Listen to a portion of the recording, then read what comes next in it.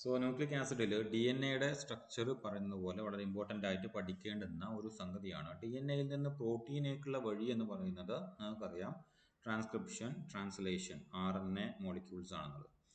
RNAയിൽ നിന്ന് പ്രോട്ടീനിലേക്ക് പോകുന്ന ട്രാൻസ്ലേഷൻ എന്ന് പറയുന്ന പ്രോസസ്സിനെ സഹായിക്കുന്ന ഒരു മെയിൻ കമ്പോണൻ്റ് ആണ് tRNA എന്ന് പറയുന്നത്. Okay, so you can find it here. tRNA, transfer RNA അല്ലെങ്കിൽ അഡാപ്റ്റർ RNA എന്നൊക്കെ പറയുന്ന tRNA എന്നുള്ളത് വളരെ ഇമ്പോർട്ടൻ്റ് ആയിട്ടുള്ള സംഗതിയാണ്. അതിൻ്റെ സെക്കൻഡറി ആൻഡ് ടെറിഷറി സ്ട്രക്ചേഴ്സ് ആണ് നമ്മൾ പറയുന്നത്.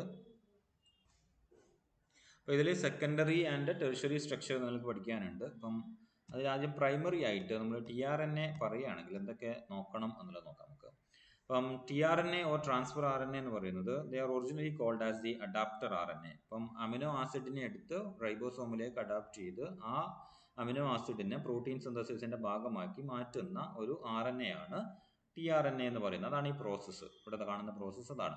നോക്കുക നിങ്ങൾ, ഇതാണ് ആദ്യം വന്ന tRNA. ഓക്കെ, ഇപ്പോൾ ഇത് ക്യാരിയിങ് ആയിട്ടുള്ളത് ലൈസിൻ ആയിരുന്നു. ഓക്കെ, ഈ ലൈസിൻ ക്യാരിയിങ് ആയിട്ടുള്ള tRNA അല്ല, ഇപ്പോൾ ഈ 3 ഉള്ളത് നമുക്ക് 3 ബാക്കോട്ട് എടുക്കാം. വലൈൻ, ഓക്കെ, വലൈൻ എന്ന് പറയുന്ന അമിനോ ആസിഡ് ക്യാരിയിങ് ആയിരുന്നു. ഇവിടെ ഒരു tRNA നിങ്ങൾക്ക് കാണാം, ഇത് പ്രൊലൈൻ ക്യാരിയിങ് ആയിരുന്നു. ഓക്കെ, ആൻഡ് അഗെയിൻ ഇയാൾ എന്ന് പറയുന്നത് ലൈസിൻ ക്യാരിയിങ് ആയിരുന്നു. ഓക്കെ, ഇപ്പം ഇത് ട്രാൻസ്ഫർ ചെയ്ത് പോകാം. ഇനി എന്താ ചെയ്യുക, ഇത് ഇവിടുന്ന് എടുത്തിട്ട് അടുത്ത അമിനോ ആസിഡിന് കൊടുക്കുക ചെയ്യുക. ഇയാൾ ഇങ്ങോട്ട് മാറുന്നത് എങ്ങനെയാണ്, ഈ റൈബോസോം മുമ്പോട്ട് മൂവ് ചെയ്യുന്നത് കൊണ്ടാണ്. ഈ RNAന്റെ മോളിക്യൂളിന്റെ മുകളിലൂടെ റൈബോസോം മുമ്പോട്ട് മൂവ് ചെയ്യും. അപ്പം ഈ താഴെ കാണുന്ന ചെറിയൊരു സാധനമാണ് എന്ത്, smaller sub unit of rRNA എന്ന് പറയുന്നത്, അല്ല റൈബോസോം എന്ന് പറയുന്നത്. താഴെ കാണുന്ന വലിയ വട്ടാണ് larger sub unit of ribosome എന്ന് പറയുന്നത്. ഓക്കെ, അപ്പം അതിന്റെ ഒരു മിനിയേച്ചർ ഫോമാണ് ഇവിടെ കാണിച്ചേക്കുന്നത്. ഒരു RNAയിൽ തന്നെ ഒന്നിൽ കൂടുതൽ റൈബോസോം റൺ ചെയ്യുന്നുണ്ടാവും. എന്തിനു വേണ്ടിയിട്ടാണ്, അറ്റ് എ ടൈം ഒരു RNAയിൽ നിന്ന് ഒരു പ്രോട്ടീൻ മാത്രമല്ല ആവശ്യം, കുറേ കോപ്പി പ്രോട്ടീൻ ആവശ്യമുണ്ടാവും. അപ്പം ഇപ്പം ഇങ്ങനെ റൺ ചെയ്തുകൊണ്ടേയിരിക്കും. സോ ഇത് അറ്റത്തെത്തുമ്പോഴേക്കും ഇത് രണ്ട് ഡിസ്അസംബിൾ ചെയ്യും, ഈ പ്രോട്ടീനെ റിലീസ് ചെയ്യും. ആ ഒരു പ്രോസസ്സ് നടക്കുക. ഈ പ്രോട്ടീനിൽ ശരിക്കും എന്താണുള്ളത്, ഈ അമിനോ ആസിഡ്സ് കമ്പൈൻ ചെയ്യാണ്. ഓക്കെ, അപ്പം ഈ ഒരു സൈറ്റിലേക്ക് വന്നിട്ട് അത് ചെയ്യുന്നു, അമിനോ ആസിഡ്സ് വന്ന് ബൈൻഡ് ചെയ്യുന്നു. A സൈറ്റിൽ വന്നിട്ട് ബൈൻഡ് ചെയ്യുന്നു with amino acids containing tRNA bind ചെയ്യുന്നു. അതിന് തൊട്ട് മുമ്പത്തെ സൈറ്റിൽ പെപ്റ്റിഡൈൽ tRNA ബൈൻഡിങ് സൈറ്റാണ് B സൈറ്റ് എന്ന് പറയുന്നത്, അതാണിത്. ഓക്കെ, ഇനി ഇതെന്താ ചെയ്യുക, ഈ റൈബോസോം മുമ്പോട്ട് മൂവ് ചെയ്യുമ്പോൾ ഇയാളുടെ പൊസിഷൻ എന്താവും, P സൈറ്റിലേക്ക് മാറും. ഇയാളുടെ സൈറ്റോ പൊസിഷനോ ഈ സൈറ്റിലേക്ക്. ഈ സൈറ്റ് എന്ന് പറഞ്ഞാൽ എക്സിറ്റ് സൈറ്റാണ്. അപ്പം ഈ tRNA വിളിക്കുന്നത് നമ്മൾ ഇനാക്റ്റീവ് എന്നാ. ഈ tRNA ആക്റ്റീവ് എന്നാ. അമിനോ ആസിഡിന്റെ പ്രസൻസ് ഉള്ള tRNA ആണ് ആക്ടിവേറ്റഡ് tRNA അല്ലെങ്കിൽ അമിനോ അസൈൽ tRNA എന്ന് വിളിക്കുന്നത്. അമിനോ ആസിഡ് ഇല്ലെങ്കിൽ റൈബോസോമിൽ ഇയാൾക്ക് ബൈൻഡ് ചെയ്യാൻ വേണ്ടി പറ്റൂല, അത് ഇനാക്റ്റീവ് tRNA ആണ് ഓർമ്മയിൽ ഉണ്ടാവുക. അപ്പം ഇത് ഇയാൾ ഇങ്ങോട്ട് മൂവ് ചെയ്യുമ്പോൾ ഇവിടുന്ന് ഇത് കട്ട് ചെയ്തിട്ട് ഈ പ്രൊലൈനിലേക്ക് അറ്റാച്ച് ചെയ്യും. അപ്പൊ അടുത്ത സീക്വൻസ് ഇയാൾ ഇവിടെ എത്തിയിട്ടാകുമ്പോൾ ഇയാളുടെ മുകളിൽ ആരുണ്ടാവും, പ്രൊലൈന്, ലൈസിൻ, ആർജിനൈൻ, വലൈൻ, പ്രൊലൈൻ, മെത്യോനൈൻ, ഇങ്ങനെ ഉണ്ടാവും. ഇനി പുതിയൊരാൾ അവിടെ വന്ന് വരും. ഓക്കെ, പുതിയൊരാൾ വന്നിട്ട് ഇവിടെ നിൽക്കും പുതിയ അമിനോ ആസിഡുമായിട്ട്. അയാളിലേക്ക് ആ പെപ്റ്റൈഡ് എന്ത് ചെയ്യും, ഇങ്ങോട്ട് മാറ്റും. ആ ഒരു പ്രോസസ്സാണ് അവിടെ നടന്നുകൊണ്ടിരിക്കുന്നത്. അപ്പം ഇങ്ങനെയുള്ള അമിനോ ആസിഡിനെ ക്യാരി ചെയ്യുന്ന ഒരു RNA ആണ് tRNA എന്ന് പറയുന്നത്. ഓക്കെ, അപ്പം ഇത് ഇനാക്റ്റീവ് tRNA ആണ്, ഇതും ഇനാക്റ്റീവ് ആണ്, because it doesn't contain any amino acid in it. Okay, amino acyl tRNA മാത്രമേ ആക്റ്റീവ് ആയിട്ടുള്ളൂ. അമിനോ അസൈൽ എന്ന് പറഞ്ഞു കഴിഞ്ഞാൽ അമിനോ ആസിഡ് കണ്ടെയ്നിങ് ആയിട്ടുള്ള ആളാണ്. Okay, amino acid is acylated to the nucleotides of tRNA, അതാണ് അതിൻ്റെ പരിപാടി. Okay, so the serves to transfer amino acids to ribosome and facilitate the incorporation of amino acids into newly synthesised protein. അതാണ് ഈ കാണുന്നത് in A template dependent manner. എന്താ template, ഇവിടെ RNA ആണ്, mRNA ആണ് ടെംപ്ലേറ്റ്. ഓക്കെ, mRNA, ഈ mRNAയിലെ corresponding ആയിട്ടുള്ള codon നിങ്ങൾ കേട്ടതും കണ്ടതൊക്കെയാണ്, എന്നാലും ഒന്നുകൂടെ പറയുകയാണ്. കോഡോൺസിന് കറസ്പോണ്ടിങ് ആയിട്ടുള്ള ആന്റി കോഡോൺസ് ആയിരിക്കും ഈ tRNAയിൽ ഉണ്ടാവുക. അതാണ് ഇവിടെ കോംപ്ലിമെന്ററി ബേസ് പെയറിംഗ് നടക്കുക. അപ്പം ടെംപ്ലേറ്റ് ഡിപ്പെൻഡന്റ് എന്ന് പറയുന്ന വാക്കിൽ ടെംപ്ലേറ്റ് എന്ന് പറയുന്നത് എന്താണ്, ഈ RNA മോളിക്യൂളാണ്, മെസ്സഞ്ചർ RNA മോളിക്യൂളാണ്. അപ്പോൾ ഓരോ അമിനോ ആസിഡ്സിനും ഒരു tRNA ഉണ്ടാവും. എന്ന് വെച്ച് കഴിഞ്ഞാൽ ഒരു അമിനോ ആസിഡ്സിന് ഒന്നിൽ കൂടുതൽ tRNA ഉണ്ടാവും, പക്ഷെ മിനിമം ഒരു tRNA ഉണ്ടാവും. ഇത് മനസ്സിലാക്കി വെക്കുക. TRNA ഇല്ലാത്ത nucleotide sequence in messenger RNA എന്ന് പറയുന്നത് സ്റ്റോപ്പ് കോഡോൺസിന് വേണ്ടി മാത്രമാണ്. സ്റ്റോപ്പ് കോഡോൺസിന് കറസ്പോണ്ടിങ് ആയിട്ടുള്ള ആന്റി കോഡോൺ ബിയറിംഗ് TRNA സെല്ലിന്റെ ഉള്ളിൽ ഉണ്ടാവില്ല, അപ്പൊ ബൈൻഡ് ചെയ്യില്ല. ബൈൻഡ് ചെയ്യാണ്ടിരിക്കുമ്പോഴാണ് ഈ ഡിസോസിയേഷൻ ഇവിടെ കണ്ട, നമ്മൾ നേരത്തെ ഇവിടെ കണ്ട ഡിസോസിയേഷൻ നടക്കുന്നത്. ഇവിടെ കണ്ട ഡിസോസിയേഷൻ നടക്കുന്നത്, അതായത് സ്മോൾ സബ് യൂണിറ്റും ലാർജർ സബ് യൂണിറ്റും ഡിസോസിയേറ്റ് ചെയ്ത് പോകുന്നത് നടക്കുന്നത് അങ്ങനെയാണ്. അപ്പോൾ ഓരോ അമിനോ ആസിഡിനും അത് ക്യാരി ചെയ്യുന്ന ഒന്നിൽ കൂടുതൽ TRNA ഉണ്ടാവും, മിനിമം ഒന്നെങ്കിലും ഉണ്ടാവും മനസ്സിലാക്കുക. ഇനി TRNA നോർമൽ RNAയിൽ നിന്നുള്ള വ്യത്യാസം എന്ന് പറയുന്നത് ഇതിൽ മോഡിഫൈഡ് ആയിട്ടുള്ള ന്യൂക്ലിയോടൈഡ്സ് പ്രസന്റ് ആണ് എന്നുള്ളതാണ്. ഈ മോഡിഫൈഡ് ന്യൂക്ലിയോടൈഡ്സിന്റെ വേറൊരു പ്രത്യേകത എന്ന് പറഞ്ഞു കഴിഞ്ഞാൽ ഈ പറയുന്ന TRNAന്റെ സ്റ്റെബിലിറ്റി ഇൻക്രീസ് ചെയ്യുന്നതിൽ ഈ മോഡിഫൈഡ് ന്യൂക്ലിയോടൈഡ്സ് റോള് വഹിക്കുന്നുണ്ട്. കാരണം ഹൈഡ്രജൻ ബോണ്ടിങ്ങിൽ കൂടുതൽ ഹൈഡ്രജൻ ബോണ്ടിങ്ങിലേക്ക് ഇൻവോൾവ് ആവാൻ വേണ്ടിയിട്ട് അതിന് സാധിക്കും. നമ്മൾ അവസാനത്തെ സ്ലൈഡിൽ അത് കാണും. Okay, all TRNAs possess unique and rare modified bases. ഏതൊക്കെയാണ് എക്സാമ്പിൾ ആയിട്ട് നമുക്ക് പറയാം? റൈബോതൈമിഡീൻ. ഓക്കെ, ഇതിൽ നോക്കിയാൽ നിങ്ങൾ നോർമൽ ന്യൂക്ലിയോടൈഡിൽ എന്തുണ്ടാവും? ഇവിടെ ഫോസ്ഫേറ്റ് ഗ്രൂപ്പ് ഉണ്ടാവും അല്ലേ? PO4 to 3- എന്ന് പറയുന്ന ഫോസ്ഫേറ്റ് ഗ്രൂപ്പ് ഉണ്ടാവും. ഓക്കെ, അറ്റാച്ച്ഡ് ആകുമ്പോൾ 2- ആവും. 3- എന്നുള്ളത് 2- ആവും. അപ്പം ഇത് ഫോസ്ഫേറ്റ് ഗ്രൂപ്പ് ഇല്ല, അപ്പൊ എന്താ ഇത്? റൈബോതൈമിഡീൻ ആയി. ഓക്കെ, റൈബോതൈമിഡീൻ എന്ന് പറയുന്ന ന്യൂക്ലിയോസൈഡിന്റെ അവസ്ഥയിലേക്ക് പോയി. ഓക്കെ, റൈബോസും തൈമിഡീനും മാത്രമേ ഉള്ളൂ. അപ്പം അതൊരു മോഡിഫൈഡ് ന്യൂക്ലിയോടൈഡ് ആണ്. Nucleoside acting as A nucleotide bases ആണത്, മോഡിഫൈഡ് ബേസ് ആണ്. നൗ സ്യൂഡോ യൂറിഡിൻ ഉണ്ട്. നോർമൽ യൂറിഡിൻ എങ്ങനെയാണ്? ഇതാണ് അപ്പിയറൻസ്. നോർമൽ യൂറിഡിന്റെ അപ്പിയറൻസ് എന്ന് പറയുന്നത് നോക്കി ഏത് പൊസിഷനിലാണ് അറ്റാച്ച് ചെയ്യുന്നത്? ഇല്ല, ഫസ്റ്റ് നൈട്രജനിലേക്കാണ് അറ്റാച്ച്മെന്റ് വരിക. അതേസമയം സ്യൂഡോ യൂറിഡിനിൽ അറ്റാച്ച്മെന്റ് വരുന്നത് ഫസ്റ്റ് നൈട്രജനിലേക്കല്ല. ഓക്കെ, അവിടെ കാർബൺ ആണ് ഉള്ളത്. ഓക്കെ, നിങ്ങളുടെ കാർബൺ ആണ് അവിടെ വരുന്നത്, കാർബൺ വരുന്നതാണ്. അപ്പം അതുകൊണ്ട് തന്നെ ഇതിനെയാണ് നമ്മൾ സ്യൂഡോ യൂറിഡിൻ എന്ന് പറയുന്നത്. സോ ഇവിടെയുള്ള നൈട്രജൻ ബേസ് എന്ന് പറയുന്നത് is not exactly the uridine. യൂറിഡിന്റെ ഒരു മോഡിഫൈഡ് ഫോം ആണ് അവിടെ എക്സാക്ട് ആയത്. അതുപോലെ തന്നെ ബൈൻഡിങ്ങും കാർബണുമായിട്ടാണ്. ഒരു ഗ്ലൈക്കോസിഡിക് ബോണ്ട് N ഗ്ലൈക്കോസിഡിക് ബോണ്ടിലേക്കല്ല അത് പോകുന്നത് എന്നുള്ളത് മനസ്സിലാക്കുക. O ഗ്ലൈക്കോസിഡിക് ബോണ്ട് ആയിരിക്കും അവിടെ വർക്ക്ഔട്ട് ആവുക. Okay, now these rare bases are formed by the modification of normal 4 bases. ഏതൊക്കെയാണ്? Adenine, guanine, cytosine, uracil. After transcription with the help of special tRNA modifying enzymes. Normally transcribe ചെയ്യുമ്പോൾ transcribe ചെയ്യുന്ന tRNA ജീനിൽ നിന്ന് tRNA ഉണ്ടാവുമ്പോൾ ഒരു normal nucleotides ആയിരിക്കും അവിടെ ഉണ്ടാവുക. പിന്നീട് tRNA മോഡിഫൈയിങ് എൻസൈംസ് എന്ത് ചെയ്യും? ഈ ന്യൂക്ലിയോടൈഡ്സിനെ അറ്റ് അപ്രോപ്രിയേറ്റ് പൊസിഷൻസ് മോഡിഫൈ ചെയ്ത് ഈ പറയുന്ന കോലത്തിലേക്ക് മാറ്റും. ഓക്കെ, ഇപ്പം ഡി ലൂപ്പിൽ കാണുന്ന ഒരു സ്പെഷ്യൽ സാധനമാണ് ഡൈഹൈഡ്രോ യൂറിഡിൻ എന്ന് പറയുന്നത്. 2 ഹൈഡ്രജൻ ഉള്ള യൂറിഡിൻ. Okay, dihydro uridine. നോക്കിയേ നിങ്ങൾ ഇവിടെ നോക്കിയേ, ഇവിടെ നോർമൽ പൊസിഷൻ എന്താ ഉള്ളത്? ഇത് കാർബൺ അല്ലെ? ഒരു ഹൈഡ്രജൻ ഇവിടെ ഉണ്ടാവും, ഒരു ഹൈഡ്രജൻ ഉണ്ടാവും.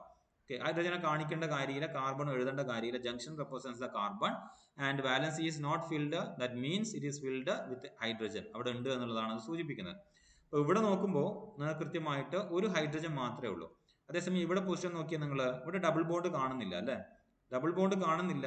അപ്പൊ സ്വാഭാവികമായിട്ടും ഇവിടെ ഒന്നുണ്ട്, 2 ഹൈഡ്രജൻ ഉണ്ട്. CH2 ആണ് ഇവിടെ വരിക.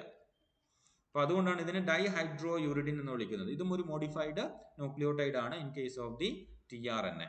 ഓക്കെ, അപ്പം ഏതൊക്കെയാണ് modified nucleotides in case of tRNA എന്നുള്ളത് ഓർമ്മിക്കുക. റൈബോതൈമിഡിൻ ഉണ്ട്, സ്യൂഡോ യൂറിഡിൻ ഉണ്ട്, ഓക്കെ, സ്യൂഡോ യൂറാസിൽ എന്ന് വേണമെങ്കിൽ പറയാം. ദെൻ ഡൈഹൈഡ്രോ യൂറിഡിൻ ഉണ്ട്. Okay, now the structure of tRNA can be of primary, secondary and tertiary. അതായത് എപ്പോഴാ പ്രൈമറി ഉണ്ടാവുക? ട്രാൻസ്ക്രിപ്ഷൻ നടന്ന ഉടനെ. Okay, transcription CRIPTION. ട്രാൻസ്ക്രിപ്ഷൻ നടന്ന ഒരു DNA-യിൽ നിന്ന് എന്ത് ചെയ്യുന്നു? ട്രാൻസ്ക്രിപ്ഷൻ നടക്കുന്നു, എന്നിട്ടാണ് RNA ഉണ്ടാവുന്നത് അല്ലെ? അപ്പൊ ട്രാൻസ്ക്രിപ്ഷൻ നടന്ന ഉടനെ ഉണ്ടാവുന്ന tRNA ആയിരിക്കും അതിന്റെ പ്രൈമറി ഫോമിൽ ഉണ്ടാവുക. എന്ന് വെച്ച് കഴിഞ്ഞാൽ it will be like this. നീളത്തിൽ മെസഞ്ചർ RNA ഒക്കെ കാണുന്ന പോലെയാണ് ഉണ്ടാവുക. പിന്നീട് എന്ത് സംഭവിക്കും?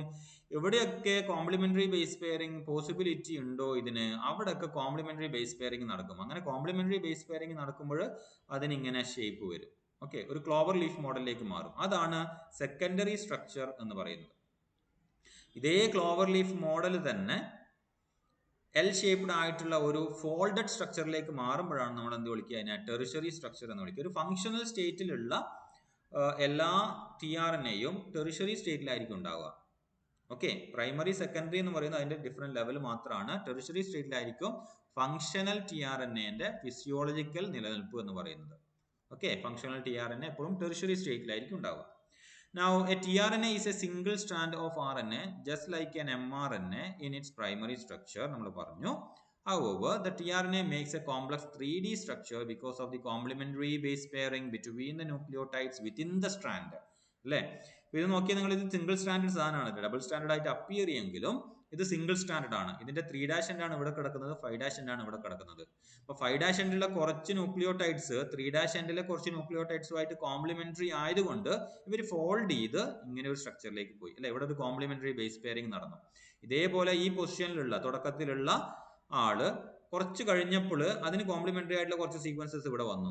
അപ്പൊ അതിന് കോംപ്ലിമെന്ററി ബേസ് പെയറിംഗ് നടന്നു. അങ്ങനെയാണ് ഈ സ്ട്രക്ചർ ഫോർമേഷൻ നടക്കുന്നത്.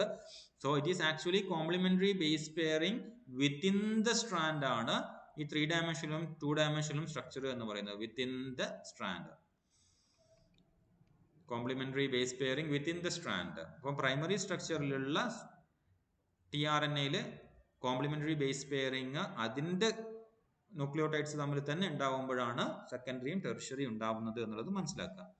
So this base pairing makes double stranded stem regions and loops in the secondary structure. നോക്കുക, നിങ്ങൾ ഈ ഒരു റീജിയനെയാണ് നമ്മൾ സ്റ്റെം എന്ന് വിളിക്കുന്നത്. ഓക്കെ, ഞാൻ ഈ മാർക്ക് ചെയ്യുന്നതൊക്കെ സ്റ്റെം ആണ്. ഇത് സ്റ്റെം ആണ്. അപ്പം 4 സ്റ്റെം നിങ്ങൾക്ക് കാണാം.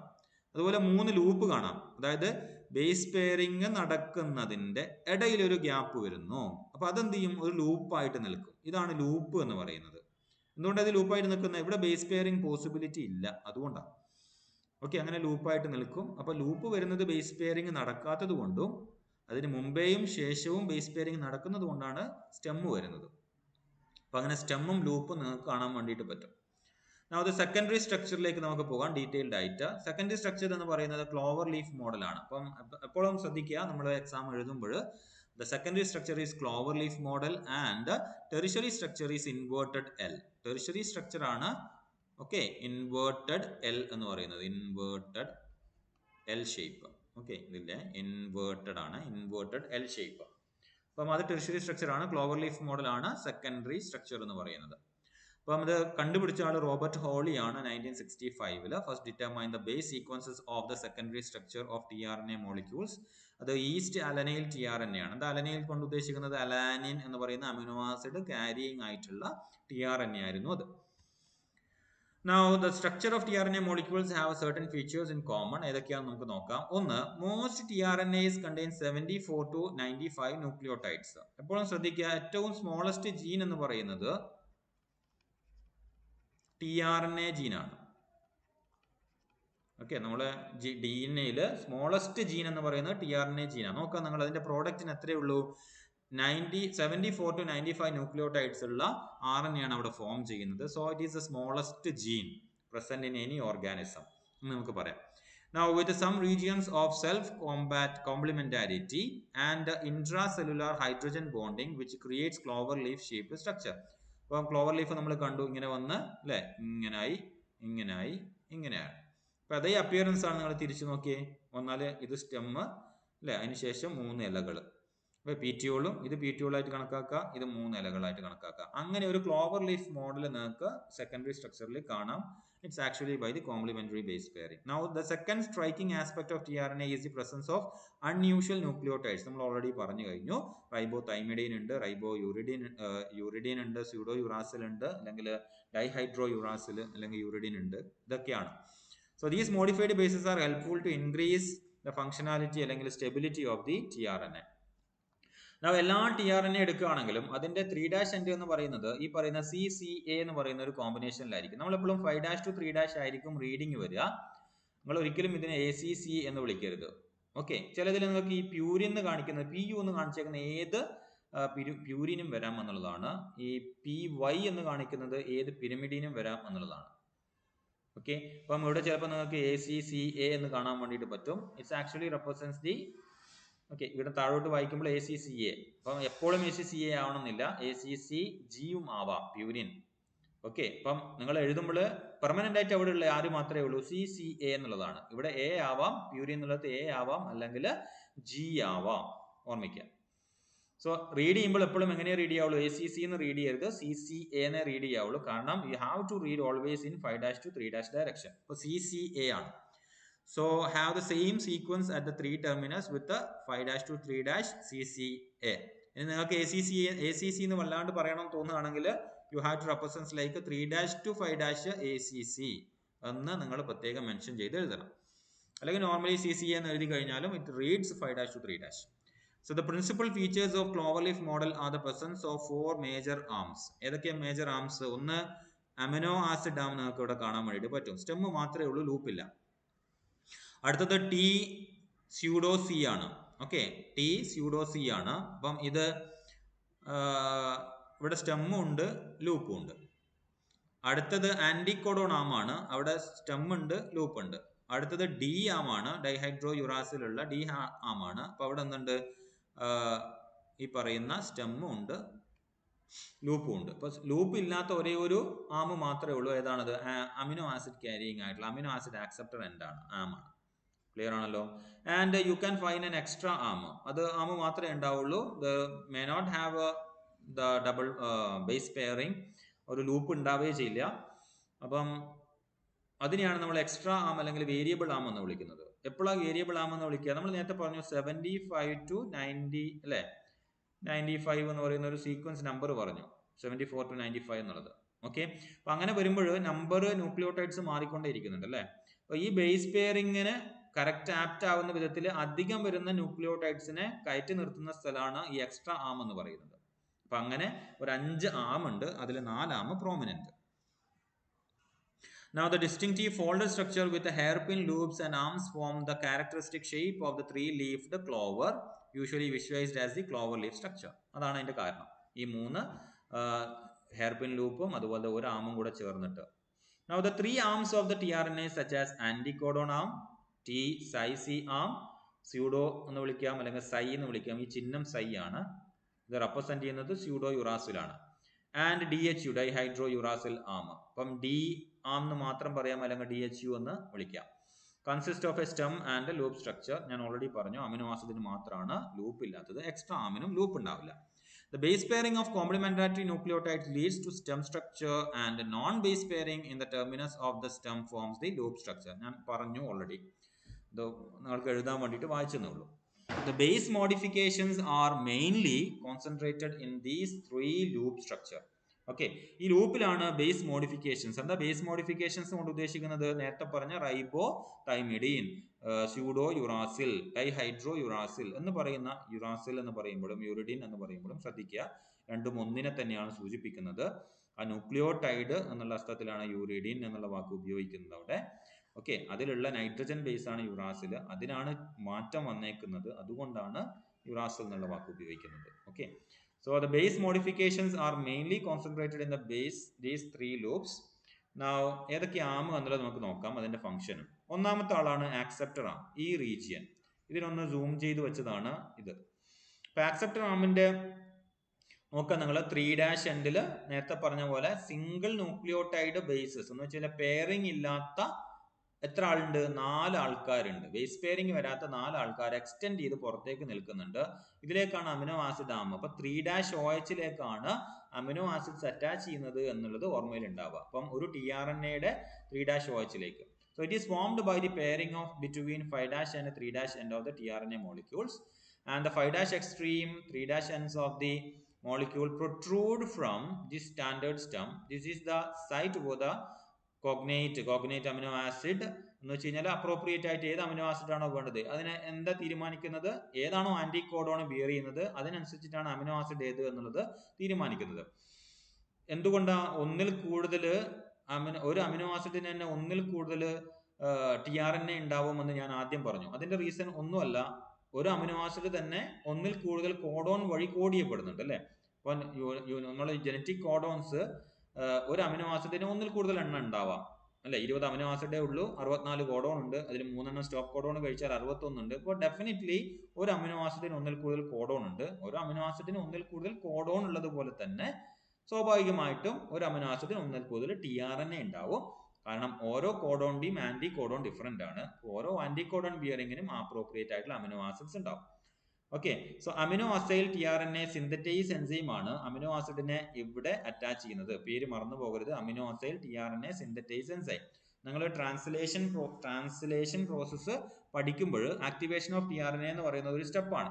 അപ്പോൾ ആ സമയത്ത് പ്രത്യേകം ശ്രദ്ധിച്ച് ഓർമ്മയിൽ ഉണ്ടാവുക amino acyl tRNA synthesise enzyme. അപ്പം tRNA ആക്ടിവേഷൻ എൻസൈം എന്ന് പറയുന്നത് ഈ പറയുന്ന amino acyl tRNA synthesise enzyme ആണ്. Now a specific tRNA binds to specific amino acid through the acceptor arm. അതാണ് അതിന്റെ ഫംഗ്ഷൻ എന്ന് പറയുന്നത്. Now second arm is the T-Cy-C arm അല്ലെങ്കിൽ T-pseudo-C arm. It is so named because the characteristic presence of unusual pseudo-uracil അല്ലെങ്കിൽ pseudo-uridine എന്ന് വിളിക്കാൻ നമുക്ക് between thymine and cytosine. ഞാൻ പറഞ്ഞു കാർബണിലേക്കാണ് അറ്റാച്ച്മെന്റ് വരുന്നത്. ഒരു N ഗ്ലൈക്കോസിഡിക് ബോണ്ട് അവിടെ ഉണ്ടാവില്ല, O ടൈപ്പ് ആണ് ഉണ്ടാവുക. അപ്പം ആ ഒരു അറ്റാച്ച്മെന്റ് വരുന്നത് കൊണ്ട് അത് originally it's not a uracil which is bounded to the sugar. അപ്പം അതുകൊണ്ട് അതിനെ സ്യൂഡോ യുറാസിൽ എന്നാക്കി. So between thymine and cytosine in the loop, ഒരു തൈമിന്റെയും സൈറ്റോസിന്റെ ഇടയിൽ ഈ സ്യൂ എന്ന് കാണുന്നത് ഓക്കെ സ്യൂഡോ യുറാസിലാണ്. ഓക്കെ, സൈ എന്ന് കാണുന്നത്. അപ്പം T-Cy-C ഈ ഒരു സീക്വൻസ് വരുന്നതുകൊണ്ടാണ് ഈ ആമിന് ഇങ്ങനെ പേര് വരാൻ കാരണം. അപ്പം ഈ T-Cy-C ആമിന് എന്തുണ്ട്? ലൂപ്പും ഉണ്ട്, അതുപോലെ തന്നെ സ്റ്റെമ്മും ഉണ്ട്. സ്റ്റെമ്മിലുള്ള ബേസ് പെയറിങ്ങിന്റെ നമ്പർ നിങ്ങൾ കൃത്യമായിട്ട് എണ്ണി വെക്കണം. 1, 2, 3, 4, 5 ഏതെടുക്കുകയാണെങ്കിലും അത് 5 തന്നെയായിരിക്കും. ഓക്കെ, അപ്പം 5 സ്റ്റെമ്മ് ഫോം ചെയ്തേക്കുന്നത് 5 ന്യൂക്ലിയോടൈഡ്സ് ബേസ് പെയറിങ് വഴിയാണ്. ഓക്കെ, ലൂപ്പ് ഉണ്ടായേക്കുന്നത് 1, 2, 3, 4, 5, 6, 7 ന്യൂക്ലിയോടൈഡ്സ് അവിടെ ലൂപ്പിൽ ഉണ്ടാവും. ഓക്കെ, ഈ 5, 7 എന്നുള്ള നമ്പർ ഒന്ന് മാറും. ചെറിയ ചേഞ്ചസ് tRNA തമ്മിൽ ഉണ്ടാവും, പക്ഷെ എന്നാലും ഒരു കോമൺ ആയിട്ടുള്ള നമ്പർ ഇതാണ് 5, 7. ഇത് മറന്നു പോകരുത്. T-Cy-C ആമിൽ ഇവരെ പണി എന്താ? റൈബോസോമിലേക്ക് tRNA ബൈൻഡ് ചെയ്യാൻ വേണ്ടിയിട്ട് സഹായിക്കുന്ന ആമാണ് T-Cy-C ആം എന്നുള്ളത്. ഓക്കെ, റൈബോസോം സൈ ഓർമ്മിക്കുക, റൈബോസോം സൈ. ഓക്കെ, റൈബോസോമിലേക്ക് അറ്റാച്ച് ചെയ്യുന്നത്. എപ്പോഴും ശ്രദ്ധിക്കുക, നിങ്ങൾ വരച്ച് വരുമ്പോൾ ഇത് തിരിയാൻ പാടില്ല. ഓക്കെ, ഇത് ഡിയാം ഇവിടെയോ T-Cy-C ആം ഇവിടെയാണുള്ളത്. നേരെ തിരിച്ച് ഇവിടെ ഡിയാം എന്ന് എഴുതാൻ പാടില്ല. അതിനെങ്ങനെയാണ് നിങ്ങൾ ഓർത്തിരിക്കാൻ വേണ്ടിയിട്ട് പറ്റുക? നോക്കിയാൽ നിങ്ങൾ ഇവിടെ T അല്ലേ, അല്ലെങ്കിൽ T ഉണ്ട്. T that represents the 3. T represents the 3 എന്ന് വെച്ച് കഴിഞ്ഞാൽ 3' എൻഡിലേക്കാണ് ഈ T-Cy-C ആം വരേണ്ടത്. അപ്പോൾ എപ്പോഴും ശ്രദ്ധിക്കുക, നിങ്ങൾ ഏത് എൻഡിലാണ്. ഇതിപ്പോൾ മറച്ചിട്ടാൽ കുഴപ്പമൊന്നുമില്ല. ചില ഫിഗേഴ്സിൽ നിങ്ങൾക്ക് 3' എൻഡ് ഇവിടെ കാണാം. അപ്പൊ അങ്ങനെയാണെങ്കിൽ അതിന്റെ T-Cy-C ആം ഇപ്പറാണ് വേണ്ടത്. അപ്പൊ ഏത് ഭാഗത്താണോ ഈ 3' എൻഡ് വരുന്നത് ആ എൻഡിലായിരിക്കും, ആ സൈഡിലായിരിക്കും T-Cy-C ആം ഉണ്ടാവുക. അല്ലാതെ തോന്നുന്ന പോലെ വരച്ച് വെച്ചേക്കരുത്. So definitely remember that. And ഈ T-Cy-C ആമിന്റെ ഏരിയത്തായിരിക്കണം ഡെഫിനറ്റ്ലി വേരിയബിൾ ആം വരുന്നത്. അപ്പൊ ഈ കാര്യം ഒന്ന് പ്രത്യേകം ശ്രദ്ധിക്കുക നിങ്ങൾ. നൗ നെക്സ്റ്റ് വൺ ഈസ് ഈ ആന്റികോഡോൺ ആം. അപ്പൊ മൂന്നാമത്തെ ആം എന്ന് പറയുന്നത് ആന്റികോഡോൺ ആം ആണ്. ഇതാണ് ഈ ലോവർ പോർഷനിലുള്ളത്. അപ്പം അതിന്റെ ബേസ് പെയറിംഗ് നോക്കുക. The stem is formed of 1, 2, 3, 4, 5 അല്ലെ 5. And the loop is formed of 1, 2, 3, 4, 5, 6, 7. Okay, ഇനി അതില് 3 എണ്ണം എന്താണ്? ആന്റികോഡോൺസ് ആയിരിക്കും. ഓക്കെ, 3 എണ്ണം എന്ന് പറയുന്നത് ആന്റികോഡോൺസ് ആയിരിക്കും. ഇതിന്റെ റീഡിങ് വരുന്നത് എപ്പോഴും എന്തായിരിക്കും? 3' to 5' ആയിരിക്കും ഇതിനെ റീഡ് ചെയ്യേണ്ടത്. എന്തുകൊണ്ടാ? RRNA റീഡ് ചെയ്യപ്പെടുന്നത് 5' to മെസ്സഞ്ചർ RNA 5' to 3' ആയിരിക്കും. അപ്പം ഇങ്ങനെ 5', 3' റീഡ് ചെയ്ത് പോകുമ്പോൾ ബേസ് പെയറിംഗ് എങ്ങനെയാ വരിക? ഈ സ്റ്റാൻഡിന്റെ കേസിൽ 3' to 5' ആയിരിക്കും ബേസ് പെയറിംഗ് വരിക. അപ്പം എപ്പോഴും ശ്രദ്ധിക്കുക, ആന്റികോഡോൺസ് കോഡോൺസിന്റെ അതേ കറസ്പോണ്ടിങ് ആയി. ഇപ്പം ഇതിൽ വായിക്കുമ്പോൾ ഇങ്ങനെയാണ് തുടങ്ങുന്നത്. അപ്പം നിങ്ങൾ ചിലപ്പം ട്രാൻസ്ലേഷന്റെ ഫിഗറിൽ ചിലപ്പം തിരിച്ചായിരിക്കും ഈ പറയുന്ന ആളെ വെച്ചിട്ടുണ്ടാവുക, tRNA വെച്ചിട്ടുണ്ടാവുക. അത് ഓർമ്മിക്കുക. ഓക്കെ, അപ്പം ആന്റികോഡോണും കോഡോണും തമ്മിലുള്ള കോമ്പിനേഷൻ നോക്കുക. ആന്റികോഡോണിന്റെ 3' എന്ന് പറയുന്നത് it's actually start with codon 5' ഉണ്ട്. അപ്പം mRNA എപ്പോഴും റീഡ് ചെയ്യുന്നത് എങ്ങനെയാണ്? 5' to 3' ആണ്. പക്ഷേ tRNAയിലുള്ള ആന്റികോഡോൺ റീഡ് ചെയ്യേണ്ടത് 3' to 5' ആണ്. എന്നാലേ ആ കോംപ്ലിമെന്ററി ബേസ് പെയറിംഗ് കറസ്പോണ്ടിങ് ആയിട്ട് നടത്തുള്ളൂ. ഓക്കെ, നിങ്ങളോട് എൻട്രൻസിനൊക്കെ ചിലപ്പം ചോദിക്കും ഈ സീക്വൻസ് വെച്ചിട്ട്. ജനറ്റിക് കോഡോൺ എന്ന് പറയുന്ന ഒരു ചാപ്റ്റർ ഉണ്ടാവും യൂട്യൂബിൽ. അപ്പം ഈ ചാനലിൽ തന്നെ ഉണ്ടാവും. അപ്പം അത് നോക്കിയാൽ മതി, അപ്പം നിങ്ങൾക്ക് മനസ്സിലാവും.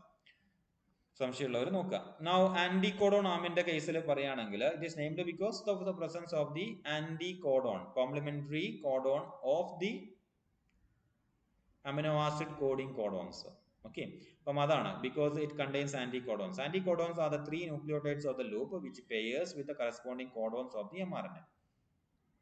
So anticodon is responsible for recognizing the codon and ensures decoding of codons in mRNA into the protein, definitely. Now the fourth arm എന്ന് പറയുന്നത് ഈ ലെഫ്റ്റ് എൻഡിൽ അതിന്റെ മോളിക്യൂളിന്റെ ലെഫ്റ്റ് എൻഡിലുള്ള ഡി ആം ആണ്. ഡി ആം എന്ന് പറയുമ്പോൾ DHU ആം എന്നും വിളിക്കും, di hydro uracil. This arm takes the name due to the presence of modified pyrimidine known as the dihydrouracil in the loop, which is helpful for the attachment. ഇതിന്റെ പണി എന്ന് പറയുന്നത് amino acyl tRNA synthetase enzyme അതിന്റെ അറ്റാച്ച്മെന്റിന് വേണ്ടിയിട്ടാ. ഇയാളുടെ പണി എന്തായിരുന്നു? It is actually activating the tRNA by incorporating amino acid into the 3' end. Okay, അപ്പം ഈ അമിനോ ആസിഡിനെ ഇൻകോർപ്പറേറ്റ് ചെയ്യുന്ന ആളാണ് tRNA synthetase enzyme എന്നുള്ളത്. Amino acyl tRNA synthetase enzyme എന്നുള്ളത് പറഞ്ഞു, ആക്ടിവേറ്റഡ് tRNA ക്രിയേറ്റ് ചെയ്യുന്ന ആളാണ്. അപ്പം അവർക്കുള്ള അറ്റാച്ച്മെന്റ് അവർ ബൈൻഡ് ചെയ്യുന്നത് ഇവിടെ ആയിരിക്കും, ഈ ഡി ആമിനായിരിക്കും. Okay, so amino acyl tRNA synthetase enzyme. എപ്പോഴും ഡി ആമ പണിയും ഇതും മനസ്സിലായി കഴിഞ്ഞാലും കൺഫ്യൂഷൻ ഇതേ ഉണ്ടാവുള്ളൂ. ടി ആമാണോ റൈബോസോം? ഓക്കെ, ഡി ആമാണോ റൈബോസോം? ടി ആം എവിടെയാണ്? 3' എൻഡിലാണോ 5' എൻഡിലാണോ? അതിനൊക്കെയാണ് നേരത്തെ ക്ലൂ പറഞ്ഞത്. T 3', okay, T then it's actually representing the, okay, നമ്മൾ എന്തിനു വേണ്ടിയിട്ടുള്ളതാണ്? റൈബോസോം. 3 റൈബോസോം ഓർമ്മിക്കുക. ആ ആർ സൗണ്ട് പ്രൊജക്ട് ചെയ്ത് വരുന്നില്ല 3 എന്ന് പറയുമ്പോൾ. അപ്പം അത് റൈബോസോമായിട്ട് കണക്ട് ചെയ്ത് ഓർത്ത് കഴിഞ്ഞാൽ പിന്നെ ഈ കൺഫ്യൂഷൻ വരില്ല നമുക്ക്. അപ്പം ഡെഫിനറ്റ്ലി ഡി ആമിലേക്ക് അമിനോ ആസിഡ് tRNA synthetase എൻസൈമിന് ബൈൻഡ് ചെയ്യാനുള്ള സ്ഥലമാണെന്ന് പറയാം. അപ്പോൾ വേരിയബിൾ ആമിലേക്ക് പോവുകയാണെങ്കിൽ വേരിയബിൾ ആം എന്ന് പറയുന്നത് ഓപ്ഷണൽ ആണ്. ഇതിന്റെ ലെങ്ത് കൂടിക്കൊണ്ടും കുറഞ്ഞുകൊണ്ടിരിക്കും, ഡിപ്പെൻസ് ഓൺ എത്രയാണോ ന്യൂക്ലിയോടൈഡ്സ് അധികം വരുന്നത് അതിനനുസരിച്ചിട്ട് ഇവിടെ അങ്ങോട്ടും ഇങ്ങോട്ടും മാറിക്കൊണ്ടേയിരിക്കും. സോ അതിന്റെ ലെങ്ത് ഒരു കോൺസ്റ്റന്റ് അല്ല.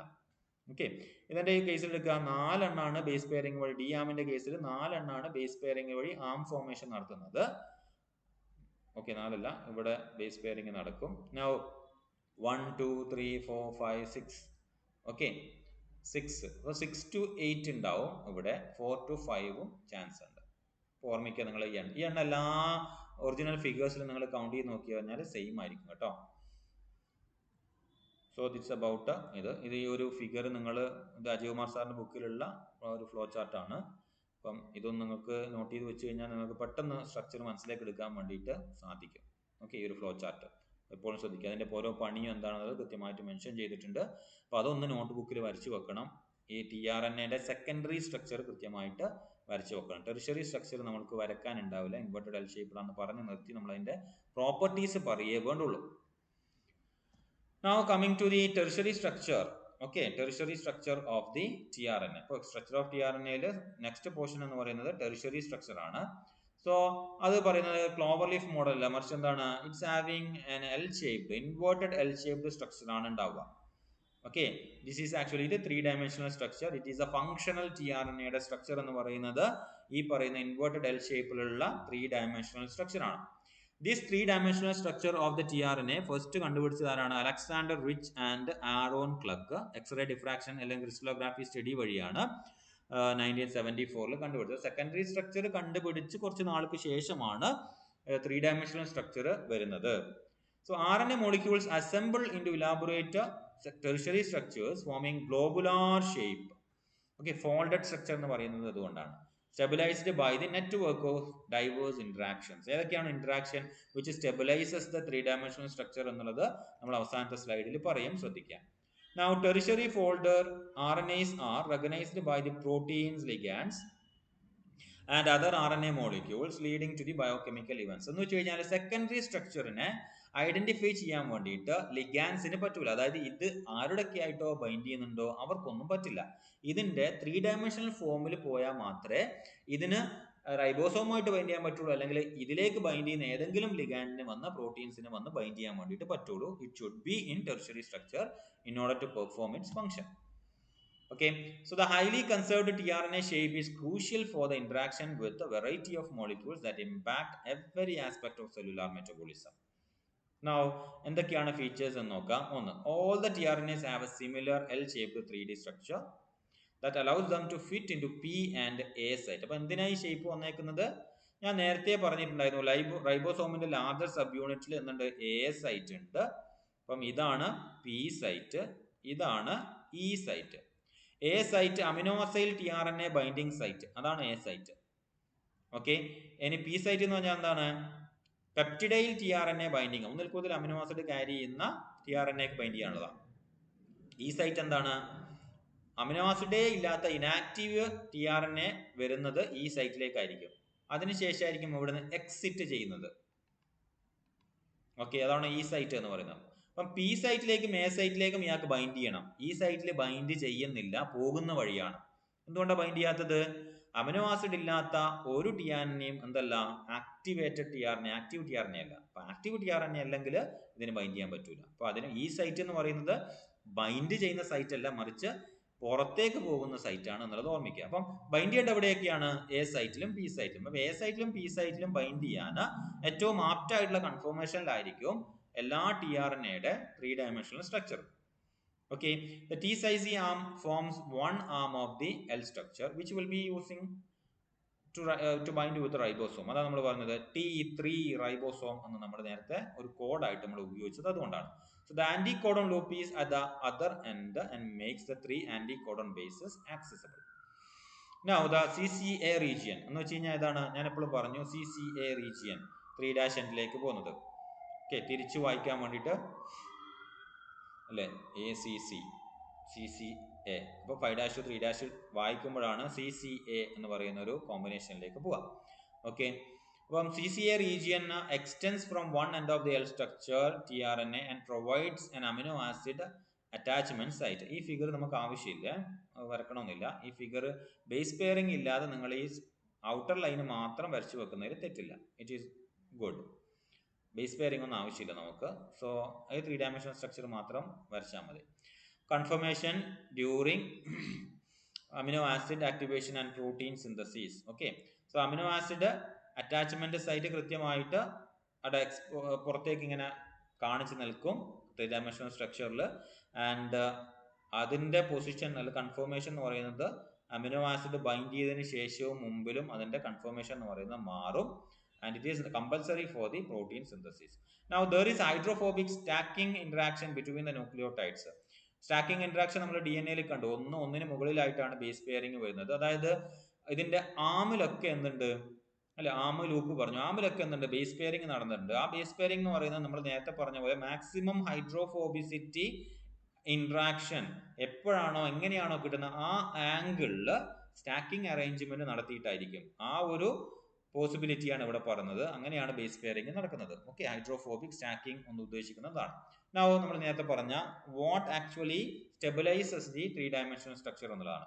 ഒന്ന് മെയിൻ ആയിട്ട് ഹൈഡ്രജൻ ബോണ്ടിങ് തന്നെയാണ്.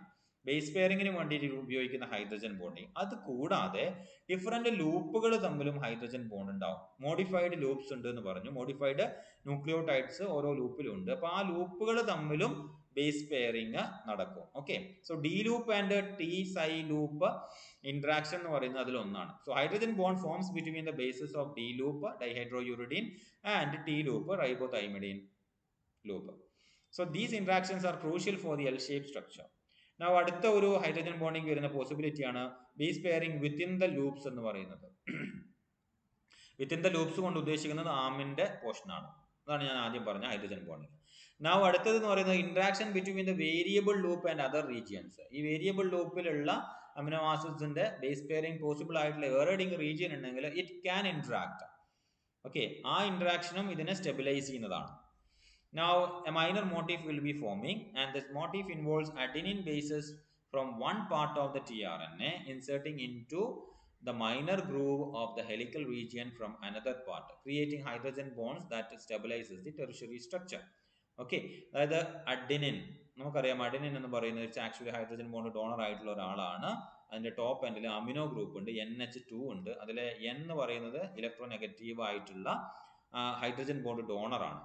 അപ്പം ആ ഒരു ആളെ ഉപയോഗിച്ചുകൊണ്ട് എക്സ്ട്രാ ഹൈഡ്രജൻ ബോണ്ടിങ് പോസിബിലിറ്റി ഉണ്ടാക്കുകയും മൈനർ ഗ്രൂവിലേക്ക് ഇത് ഇൻസേർട്ട് ചെയ്യപ്പെടുകയും അങ്ങനെ ഒരു മൈനർ മോട്ടീഫ് ക്രിയേറ്റ് ചെയ്യാനും സഹായിക്കും. അതും ഇതിന്റെ സ്റ്റെബിലിറ്റീനെ കാര്യമായിട്ട് പ്രൊമോട്ട് ചെയ്യുന്ന ആളാണ്.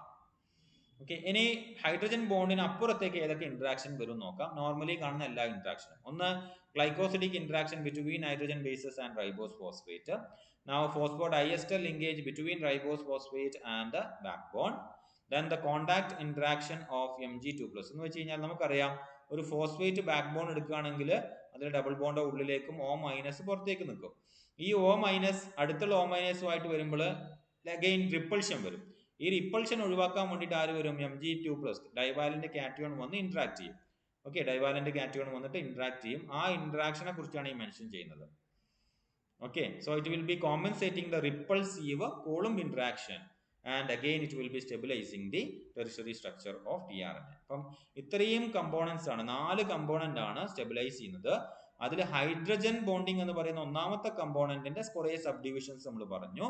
അതിന്റെ കൂടിയാണ് ഈ 3 എണ്ണം വരുന്നത്. അപ്പം അതിൽ നമ്മൾ പ്രതീക്ഷിക്കാത്ത ഒരാൾ എന്ന് പറയുന്നത് ഇയാളാണ്. 3 എണ്ണത്തിൽ പ്രതീക്ഷിക്കാത്ത ആൾ ഇയാളാണ്. പക്ഷെ DNA സ്ട്രക്ചറിൽ ഞാൻ ക്ലാസ് പറഞ്ഞിട്ടുണ്ടായിരുന്നു Mg2+ ഇന്ററാക്ട് ചെയ്യും എന്നുള്ളത്. സെയിം ഇന്ററാക്ഷൻ തന്നെയാണ് നമുക്ക് ഇവിടെയും കാണാൻ വേണ്ടിയിട്ട് പറ്റും. So that's about the secondary and tertiary structure of tRNA. It's important. 5 മാർക്കിന് സെക്കൻഡറി സ്ട്രക്ചറോ ടെറിഷറി സ്ട്രക്ചറോ ചോദിക്കും. 2 ചോദിച്ചാലും പടം വേണം. സെക്കൻഡറി സ്ട്രക്ചർ ചോദിച്ചാൽ കൃത്യമായിട്ട് ആ പടം തന്നെ വരയ്ക്കുക. ടെറിഷറി സ്ട്രക്ചർ ചോദിക്കുമ്പോൾ ഈ പടം വിത്തൗട്ട് ബോണ്ടിങ് കാര്യങ്ങളൊക്കെ ആയിട്ട് ഈ ഔട്ടർ ലൈൻ കൃത്യമായിട്ട് പോവുകയും 3' 5' കൃത്യമായിട്ട് മാർക്ക് ചെയ്യുകയും ചെയ്യുന്ന ഒരു പടമായിരിക്കണം നിങ്ങൾ വരക്കേണ്ടത്. അപ്പോൾ പ്രത്യേകം ശ്രദ്ധിക്കുക. So that's it. ഈ 2 പോയിന്റും എന്ന് പറയുന്നത് നമ്മൾ നേരത്തെ പറഞ്ഞ ഹൈഡ്രജൻ ബോണ്ടിങ്ങിന്റെ പോസിബിലിറ്റി പോയിന്റ്സ് ആണ്. ഇതും എഴുതി വെക്കാം. ഓക്കെ, അപ്പം ഈ ഒരു ആർട്ടിക്കിൾ നിങ്ങൾ ഗൂഗിൾ സ്കോളറിൽ ഈ ഒരു ആർട്ടിക്കിൾ വായിക്കുകയാണെങ്കിൽ RNA മോഡിഫിക്കേഷൻസ് എന്ന് വെച്ച് കഴിഞ്ഞാൽ ഈ പറയുന്ന tRNA അല്ല, മോഡിഫൈഡ് കമ്പോണൻസ് RNAയുടെ സ്റ്റെബിലിറ്റിനെ എങ്ങനെ സഹായിക്കുമെന്നുള്ള വിശദീകരിക്കുന്ന ഒരു പെർട്ടിക്കുലർ പേപ്പറാണിത്. നിങ്ങൾക്ക് പറ്റുമെങ്കിൽ ഇത് വായിക്കുക. കുറച്ച് ടഫാണ്. ആസ് എ ഡിഗ്രി സ്റ്റുഡൻറ്റ് കുറച്ച് മനസ്സിലാകാൻ ബുദ്ധിമുട്ടായിരിക്കും, എന്നാലും അത് നല്ലൊരു ആർട്ടിക്കിളാണ്. So that's it, and we will see in the next video with another topic. Thank you.